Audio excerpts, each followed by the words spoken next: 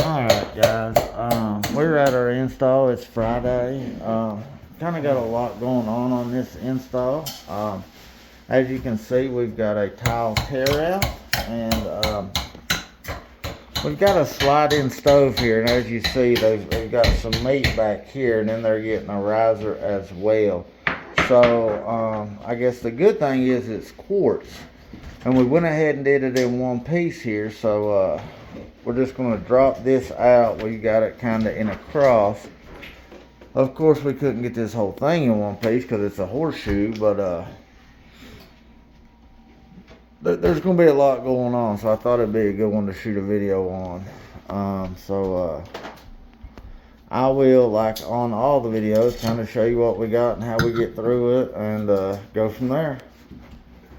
Anytime you're doing a tile tear out, guys, you got to discover how the tops are mounted. Sometimes they'll be nailed down.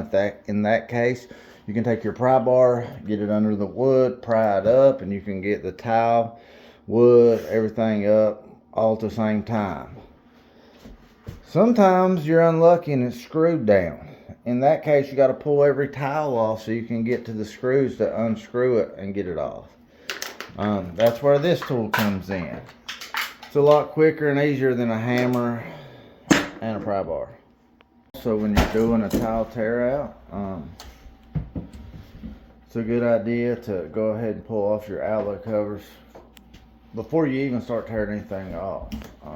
The ones up above the tile don't have to be removed, but the ones in the tile most definitely do. First tile tear out goes, this is worst possible scenario. Everything has to be removed in order for the screws to be taken out. So this is a first for me. The electrical boxes were just kind of floating in a piece of drywall on the tile. They're not connected to any wood stud at all. So now that that's out, they're just kind of floating there in midair. We're deep into the tear out, and the customers are nice. I actually worked with them. I sold them the job, and the guy's a veteran, so doing everything I can for them. They're lucky they got me as an installer, because anybody else would just turn around. Look at that. There's a lot going on here that's not normal. Alright, we got our little reservoirs cut for our brackets. Put a little Lions grip love in there before we put the screws in, and trust me, that does make a difference. Guys, we got a real tight spot here. We were able to move the fridge. It had a real tight water line on it, or a real long water line. So we was able to move it to the side here. We had to move our stove as well. But that allows us to get in here with the top, have enough room where we don't have to worry about damaging the appliance, and still get our top in place. I think that was the absolute best way to go about doing it. Alright guys, I started a video earlier on this job, and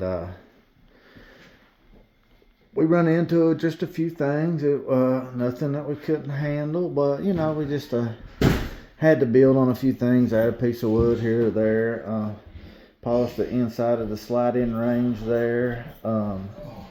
We had to cut the outlets out for the riser. I had to cut this little piece here by hand. To be honest, these are the coolest customers that I've worked with in probably the past year, maybe longer.